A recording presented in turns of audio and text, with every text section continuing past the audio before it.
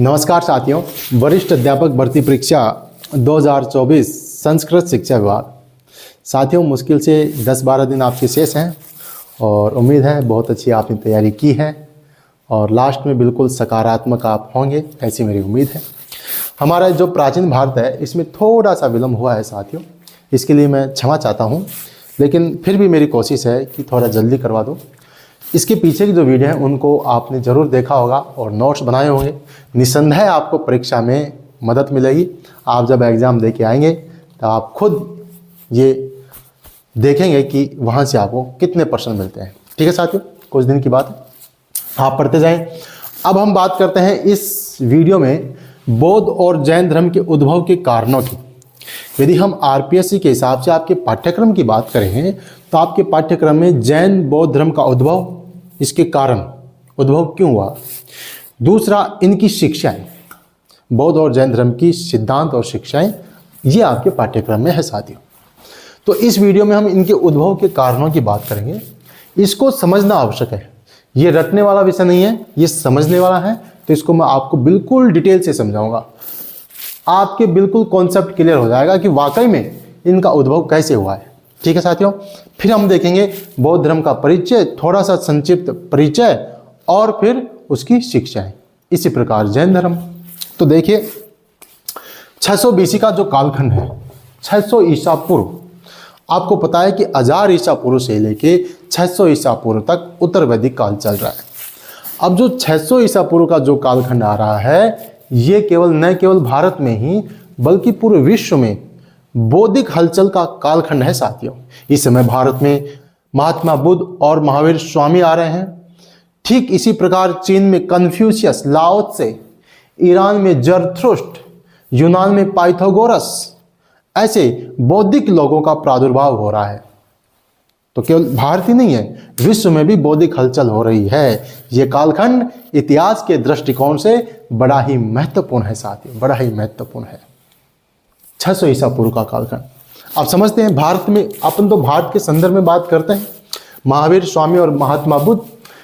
वैसे तो इस समय बौद्ध ग्रंथों के अनुसार 64 संप्रदाय, जैन ग्रंथों के अनुसार तो और भी ज़्यादा, इतने संप्रदाय अस्तित्व में आए थे, लेकिन 2 ही संप्रदाय अपना अस्तित्व बनाए रखने में कामयाब हो पाए। इसके कारण को भी जानेंगे कि आखिर ये 2 ही, बौद्ध और जैन धर्म ही अपना अस्तित्व क्यों बचा पाए। इसीलिए तो आपके पाठ्यक्रम में दिया है कि बौद्ध और जैन धर्म के उद्भव के कारण। ठीक है साथियों, देखिए जीसी पांडे, गोविंद चंद्र पांडे महोदय ने तो इसको अभिसंबोधि युग यानी कि धर्म सुधार, धर्म क्रांति, धार्मिक आंदोलन का नाम दिया है। जीसी पांडे ने अभिसंबोधि युग का है। ठीक है, अपन बात करते हैं उद्भव के कारण। आखिर इनके उद्भव के क्या कारण थे। पहला कारण मैंने लिखा है साथियों, ब्राह्मणों के प्रभुत्व, यज्ञ एवं कर्मकांडों का विरोध। दूसरा है आपका लोहे का प्रयोग, ये तो बहुत ज़्यादा इंपॉर्टेंट है, सारा खेल ही इसका है, सारा खेल ही इसका है। पहले अपन देखेंगे ब्राह्मणों के प्रभुत्व, इसकी बात कर लेते हैं एक बार थोड़ी सी। ब्राह्मणों के प्रभुत्व, यज्ञ एवं कर्मकांडों का विरोध। हालांकि वैदिक कर्मकांडों का विरोध सर्वप्रथम उपनिषदों में देखने को मिलता है। उपनिषद, ठीक है साथियों, सबसे पहले उपनिषदों में वैदिक कर्मकांडों का विरोध हुआ। जैसे ऐत्रेय आरण्यक में कहा गया है कि हम वेदों का अध्ययन क्यों करें, हम यज्ञ क्यों करें, हम तो प्राण की वाक में, वाक की प्राण में आहुति देते हैं, बोला हम वेदों का अध्ययन क्यों करें। इसमें ऐत्रेय उपनिषद, ऐत्रेय आरण्यक में कहा गया है। ठीक इसी प्रकार आपके छांदोग्य उपनिषद में तो हद ही कर दी। उसमें तो पुरोहितों की तुलना श्वानों की उस पंक्ति से कर दी जिसमें एक श्वान दूसरे श्वान की दुम दबाए चलता है। समझ रहे हो। इसी प्रकार मुंडकोपनिषद, मुंडक प्लस उपनिषद, मुंडकोपनिषद में यज्ञों की तुलना टूटी नौका से कर दी कि यज्ञ तो टूटी नाव के समान है, इससे बहुसागर पार नहीं होगा। समझे बात को। यानी कि उपनिषदों में विरोध तो हुआ, लेकिन उपनिषदों में जो विरोध है साथियों वो सीमित है। उसने ब्राह्मणों की सामाजिक श्रेष्ठता के दावे का खंडन नहीं किया, उन्होंने वेदों की प्रामाणिकता पर संदेह नहीं किया, उन्होंने केवल और केवल कर्म कांडों का विरोध किया। जबकि इधर बौद्ध और जैन धर्म, बुद्ध क्या कहते हैं? बुद्ध इनकी सामाजिक श्रेष्ठता के दावे का खंडन करते हैं। जैसे संयुक्त निकाय, बौद्ध साहित्य में अपन पढ़ेंगे संयुक्त निकाय। संयुक्त निकाय में साथियों महात्मा बुद्ध और एक सुंदरिक नाम का ब्राह्मण है, उनके बीच का संवाद मिलता है, जिसमें सुंदरिक नामक ब्राह्मण महात्मा बुद्ध से उनके कुल के संबंध में कोई प्रश्न करता है। तो महात्मा बुद्ध कहते हैं कि भैया अच्छा होता आप कुल और जाति के संबंध में प्रश्न ना करके व्यक्ति के व्यवहार और चरित्र के संबंध में प्रश्न करते। जिस प्रकार किसी भी लकड़ी से अग्नि उत्पन्न की जा सकती है, ठीक उसी प्रकार किसी भी कुल का व्यक्ति संत हो सकता है। संत का जन्म निम्न कुल में भी हो सकता है। कोई व्यक्ति अपने जन्म से नहीं, कर्म से ब्राह्मण होता है, कर्म से ब्राह्मण होता है। बात आई किस पे? कर्म पर। यानी कि बुद्ध ने इनकी जो जन्म आधारित जो अवधारणा है उसका विरोध किया। ठीक इसी प्रकार महावीर स्वामी वो कहते हैं कि जो अग्नि में तपे हुए सोने की भांति पाप व मल से रहित, राग द्वेष भय से मुक्त है, वो ही ब्राह्मण है। ब्राह्मण कौन है? बोला जो अग्नि में तपे हुए सोने की भांति राग द्वेष भय से मुक्त है, पाप मल से रहित है, वो ही ब्राह्मण है। महावीर स्वामी कह रहे हैं। यानी कि ये कर्म के आधार पर श्रेष्ठता बता रहे, कर्म के आधार पर श्रेष्ठ बता रहे, न कि जन्म के आधार पर। समझ रहे हैं बात को?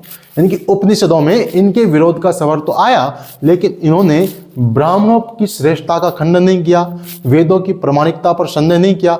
लेकिन बुद्ध और महावीर कर्म के आधार पर ब्राह्मण बताते हैं कि जो कर्म से महान है वही ब्राह्मण है, जिसके कर्म अच्छे हैं। ठीक है, अच्छा ये बात। अब इनका विरोध क्यों हुआ इसकी भी बात करेंगे, पहले इसको समझें। ठीक है, देखिए लोहे का प्रयोग। वैसे तो लोहे का प्रयोग हो गया 1000 ईसा पूर्व।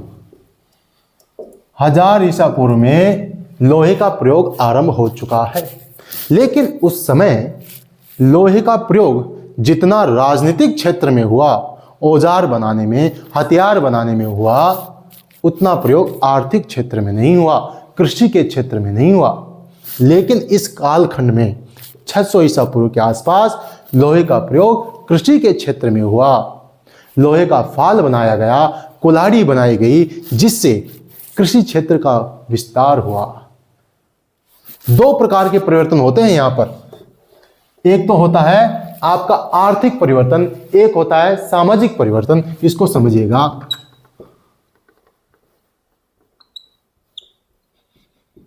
आर्थिक परिवर्तन और एक होता है आपका सामाजिक परिवर्तन। लोहे के प्रयोग से, लोहे का प्रयोग किस में हुआ? कृषि क्षेत्र में हुआ। लोहे का फाल बना, कुल्हाड़ी बना, इससे दो परिवर्तन हुए, आर्थिक परिवर्तन और सामाजिक परिवर्तन। आर्थिक परिवर्तन कैसे हुआ समझाता हूं। लोहे का प्रयोग हुआ, कृषि क्षेत्र में हुआ। लोहे का फाल बना, गहरी जुताई, ठीक है, लोहे के फाल से। कुल्हाड़ी से कृषि क्षेत्र का विस्तार हुआ, कृषि क्षेत्र का विस्तार हुआ। अब देखिए अधिक उत्पादन होगा जब कृषि क्षेत्र का विस्तार होगा, कृषि क्षेत्रों की जुताई गहरी होगी तो उत्पादन अधिक होगा। क्या ज्यादा होगा? उत्पादन अधिक होगा। उत्पादन अधिक होगा तो क्या बचेगा? अधिशेष बचेगा। अधिशेष यानी कि खुद के प्रयोग के अलावा, खुद ने जो प्रयोग कर लिया उसके अलावा अब उनके पास एक्स्ट्रा माल बच गया। उससे क्या होगा? व्यापार वाणिज्य होगा। क्या होगा? व्यापार वाणिज्य होगा।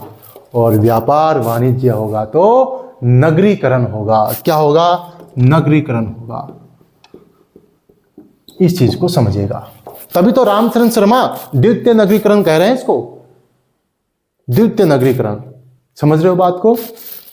उत्पादन की मात्रा में बढ़ोतरी होगी, अधिशेष बचेगा, व्यापार वाणिज्य होगा, नगरीकरण होगा।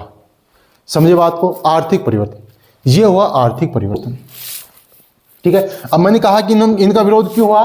देखिए, आर्थिक परिवर्तन में कृषि क्षेत्र का विस्तार होगा। कृषि के लिए किन की आवश्यकता है? पशुओं की। किन की आवश्यकता है? पशुओं की। और पशुओं की बलि कहां दी जा रही है? यज्ञ कर्म कांडों में पशुओं की बलि दी जा रही है। बुद्ध और महावीर स्वामी विरोध कर रहे हैं। बुद्ध और महावीर स्वामी का समर्थन कौन करेगा? उत्पादक वर्ग, जो कृषि पशुपालन से जुड़ा हुआ वर्ग है, वो उनको सपोर्ट करेगा, उनका समर्थन करेगा। करेगा कि नहीं करेगा? करेगा। दूसरी बात, इस नगरीकरण की कुछ विशेषताएं हैं। व्यापार वाणिज्य इसकी विशेषता है, जबकि पुरातन धर्म इसका विरोध करता है, सूदखोरी का विरोध करता है, नगर में जाने का विरोध करता है, जबकि ये इसके लिए आवश्यक है। इधर विरोध करते हैं। समझ रहे हो बात को? सूदखोरी, व्यापार, धन उपार्जन को यहां गलत बताया गया है, जबकि बुद्ध कहते हैं कि भैया धन उपार्जन नहीं करेंगे आप तो इसका मतलब आप गरीबी को आमंत्रित कर रहे हैं। धन उपार्जन नहीं करने से निर्धनता का जन्म होगा। निर्धनता का जन्म होने से हिंसा, चोरी, लूट पाट इनका जन्म होगा। विरोध कर रहे हैं, एक बात। दूसरा है सामाजिक परिवर्तन। सामाजिक परिवर्तन क्या हुआ? सामाजिक परिवर्तन ये हुआ भैया कि इसके प्रयोग से व्यापार वाणिज्य हुआ, यानी कि अमीर और गरीब के बीच खाई बढ़ी। अमीर और गरीब के बीच खाई बढ़ी। वर्ग विषमता का जन्म हुआ। वर्ग विषमता ने जन्म दिया वर्ग संघर्ष को। किसको जन्म दिया? वर्ग संघर्ष को। और इसी समाज की कोख से पैदा हुए हैं बौद्ध और जैन धर्म। इसी समाज की कोख से पैदा हुए बौद्ध और जैन धर्म। बात समझ में आई? सारांश के रूप में बात इतनी सी है, 600 ईसा पूर्व का कालखंड धर्म सुधार आंदोलन के रूप में है, धार्मिक क्रांति के रूप में है। इसके दो कारण हैं। पहला कारण ब्राह्मणों के प्रभुत्व, यज्ञ एवं कर्मकांडों का विरोध। दूसरा है लोहे का प्रयोग। ये सबसे प्रमुख है। लोहा एक प्रेरक तत्व है। लोहे का प्रयोग पहले भी हो चुका है, लेकिन उस समय राजनीतिक क्षेत्र में हुआ। यहां लोहे का प्रयोग कृषि के क्षेत्र में हुआ। कृषि के क्षेत्र में होने से आर्थिक परिवर्तन, सामाजिक परिवर्तन हुआ। ठीक है, कृषि के क्षेत्र में क्या हुआ? कृषि क्षेत्र का विस्तार हुआ, उत्पादन में वृद्धि हुई, अधिशेष में वृद्धि हुई, व्यापार वाणिज्य हुआ, नगरीकरण हुआ। गरीब और अमीर के बीच खाई बढ़ी, सामाजिक विषमता का जन्म हुआ और सामाजिक वर्ग संघर्ष का जन्म हुआ। समझ गए बात को? तो ये थे इनके उद्भव के कारण। इन सब का विरोध कर रहे हैं बौद्ध और जैन धर्म। ठीक है, और बौद्ध और जैन धर्म को सपोर्ट कौन कर रहा है? उत्पादक वर्ग। इस वजह से कृषि और क्षेत्र का विस्तार होने से उत्पादक वर्ग बौद्ध और जैन धर्म को सपोर्ट कर रहा है। समझ गए बात को? अब अपन पढ़ते हैं बौद्ध धर्म और जैन धर्म। सबसे पहले पढ़ेंगे बौद्ध धर्म, उसका परिचय, उसके सिद्धांत और उसकी शिक्षाएं। ठीक है साथियों, ये देखेंगे अपन अगले वीडियो में। बने रहिए अपने चैनल से और ज़्यादा से ज़्यादा लोगों तक इसको पहुंचाइएगा। आपका ही अपना चैनल है, आपके सपोर्ट की मुझे आवश्यकता है। जय हिंद, जय भारत।